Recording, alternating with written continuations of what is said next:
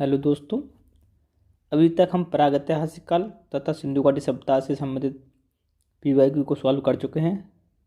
आज हम वैदिक काल एवं उत्तर वैदिक काल से संबंधित पूछे गए प्रश्नों को सॉल्व करेंगे। प्रश्नों को सॉल्व करने से पहले थोड़ा थोड़ा हम इनके बारे में समझ लेते हैं, वैदिक काल के बारे में, फिर हम लोग पीवाईक्यू सॉल्व करेंगे। वैदिक काल, इसका काल 1500 BC से 1000 ईसा पूर्व के आसपास माना जाता है। यह मुख्यतः ग्रामीण संस्कृति थी। मुख्य व्यवसाय पशुपालन था।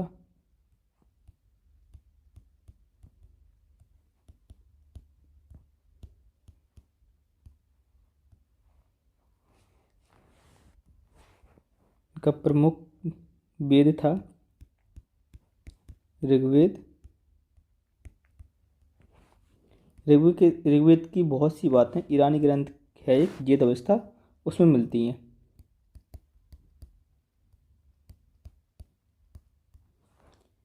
यह घुमक्कड़ जीवन व्यतीत करते थे।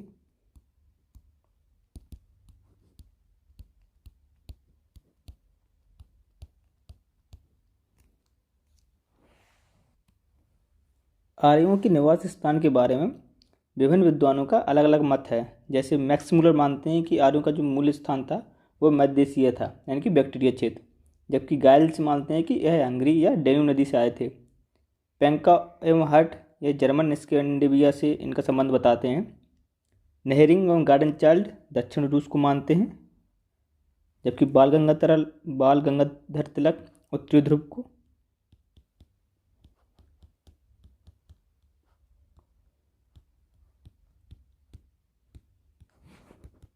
उत्तरी ध्रुव। गंगानाथ झा ब्रह्मऋषि देश को मानते हैं।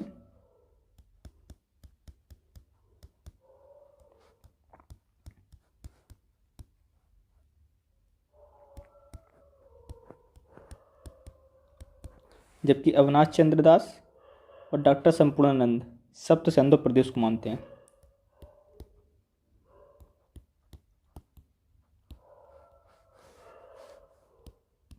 दयानंद सरस्वती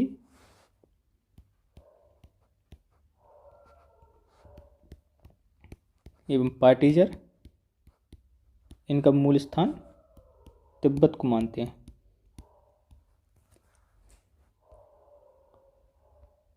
चलिए अब हम लोग प्रश्न सॉल्व करते हैं। पहला प्रश्न है, इनमें से किस कालखंड में हम महिलाओं के लिए शिक्षा, विवाह, कला और यहाँ तक कि युद्ध में भी यथेष्ट लाभ देखते हैं? इस प्रश्न का सही उत्तर है ऑप्शन बी, प्रारंभिक वैदिक काल में। इसका टाइम पीरियड है 1500 से 1000 BC। उत्तर वैदिक काल का 1000 से 600 ईस्वी पूर्व।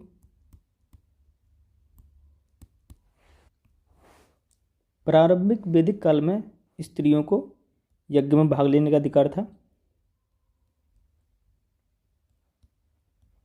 तथा इन्हें सभा एवं समिति एवं विदत में भी ये लोग भाग लेती थी। पुत्रियों को उपनयन संस्कार का भी अधिकार था। उपनयन संस्कार, हटा देते हैं इनको।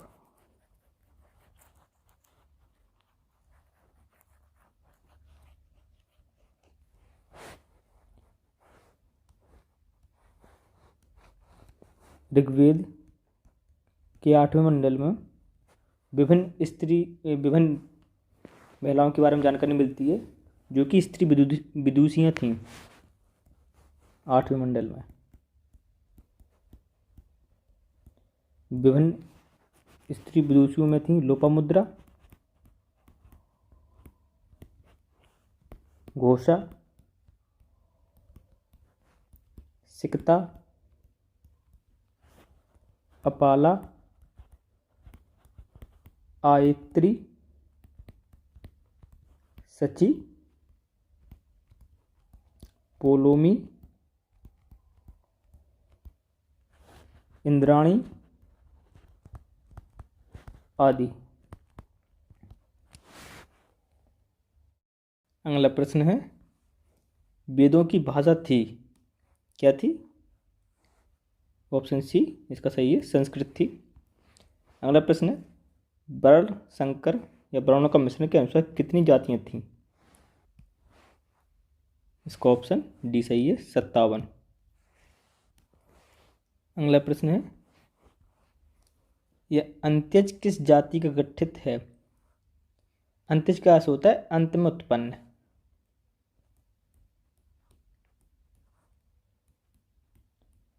इनमें मुक्ता चंडाल,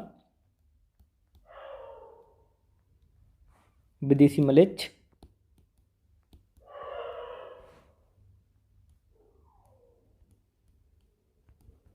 पोलकस, चर्मकार इत्यादि आते हैं। यह मुख्य शहरों से बाहर रहा करते थे। अगला प्रश्न है, 10 राजाओं की लड़ाई खालिस्तान नदी के तट पर हुई थी। इस युद्ध का वर्णन ऋग्वेद के 7वें मंडल में मिलता है।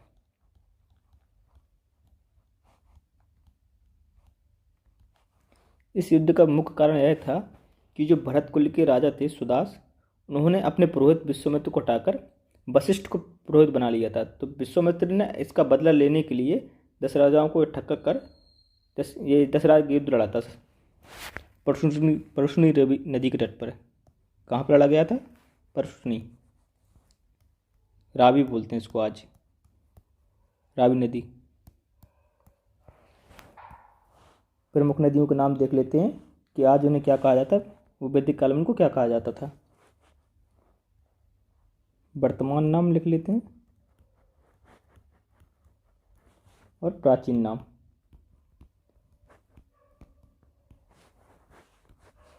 सतलज नदी का नाम प्राचीन था शत्रुदी। चिनाव का प्राचीन नाम था अस्कनी। सिंध का सिंधु।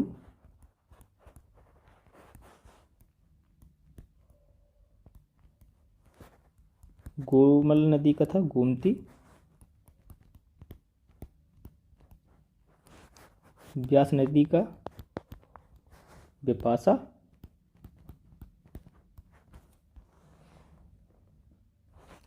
रावी का परशुनी।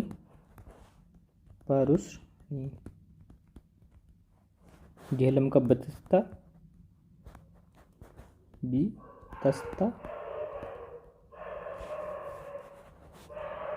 कुर्रम का कुर्म।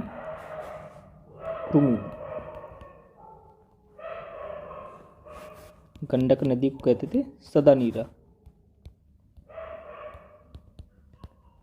ऋग्वेदिक काल की सबसे जो पवित्र नदी थी वो थी सरस्वती नदी, और सबसे महत्वपूर्ण नदी थी सिंधु नदी, क्योंकि ऋग्वेदिक काल शुरू में यहीं पे आए हुए थे। अगला प्रश्न है, अस्कनी यह किस नदी का प्राचीन नाम है? अभी हम लोग पढ़ के आए हैं, यह है चिनाव नदी का प्राचीन नाम अस्कनी। अगला प्रश्न है, किस वैदिक पाठ्य के लिए वेदांत शब्द का प्रयोग किया गया है? इस प्रश्न का सही उत्तर है ऑप्शन बी, उपनिषदों के लिए वेदांत शब्द का प्रयोग किया गया है। अगला प्रश्न है, ऋग्वेद के कई परिच्छेदों में खालिस्तान के लिए अघन्य मानना नहीं चाहिए शब्द का प्रयोग किया गया है। यह प्रयोग किया गया है गायों के लिए, क्योंकि यह आर्यों का मुख्य आधार था।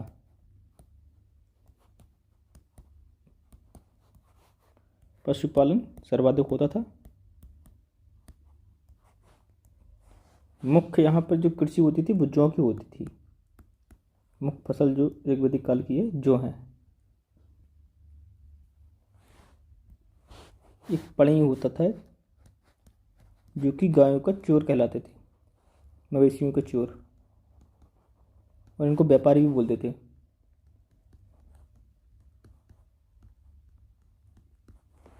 ऋग्वेदिक लोगों का जो मुख्य पशु था वो था, मतलब जो जिसका सर्वाधिक प्रयोग करते थे वो थे घोड़ा।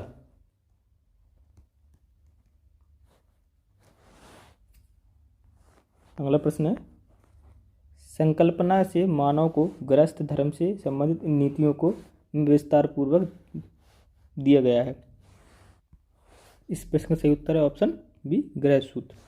धर्म सूत्र में धर्म संबंधित नियमों का उल्लेख मिलता है, गृह सूत्र में गृह संबंधित, इसमें 16 संस्कारों का भी वर्णन है। सर्वप्रथम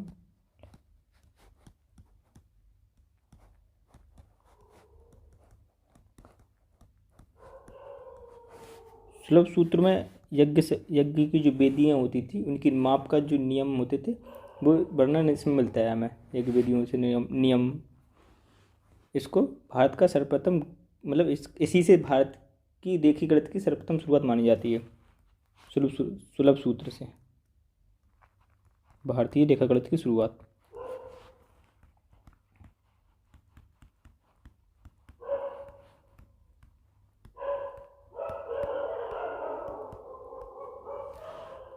अगला प्रश्न है, वैदिक काल में ज्योति भूमि के लिए डेडेस शब्द का प्रयोग किया जाता था। इस प्रश्न का सही उत्तर है ऑप्शन ए, उर्वरा। अगला प्रश्न है, शब्द दिए गए हैं और अर्थ दिए गए हैं, इनको हमें जोड़ना है। उत्तरया है उत्तरीय, अधिभाष का आशय है समग्र पोषक, अजन का आशय है विरोगियों का स्वर्ग, वाक्ता का आशय है हज्जाम तथा नापित। इस प्रश्न का सही उत्तर है ऑप्शन ए।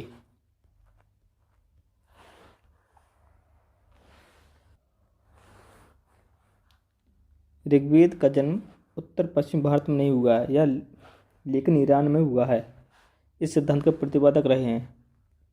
इस प्रश्न का सही उत्तर है ऑप्शन ए, मैक्स मुलर। इन्होंने बताया कि आर्य जो थे वो ईरान से आए थे भारत। अगला प्रश्न है, इनमें से किस देवी का उल्लेख ऋग्वेद में नहीं है।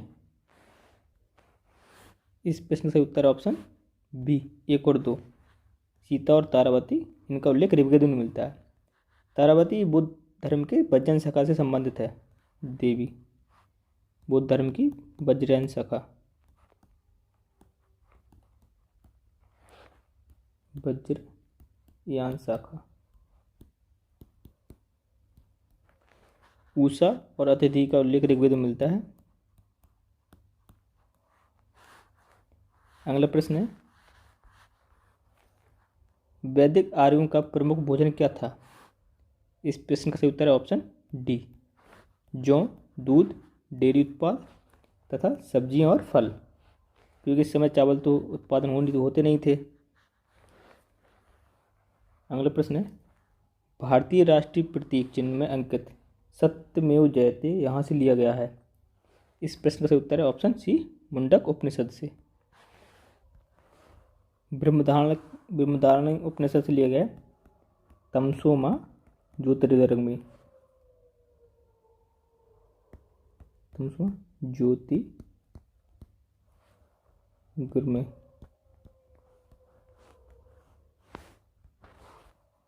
तैत्तिरीय उपनिषद से लिया गया है अतिथि देवो भव, अतिथि देवो भव।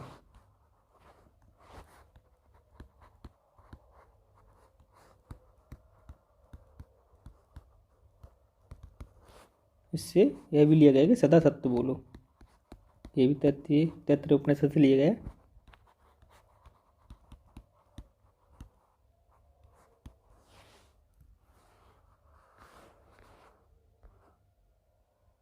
वैदिक काल से संबंधित प्रश्न खत्म हो गए।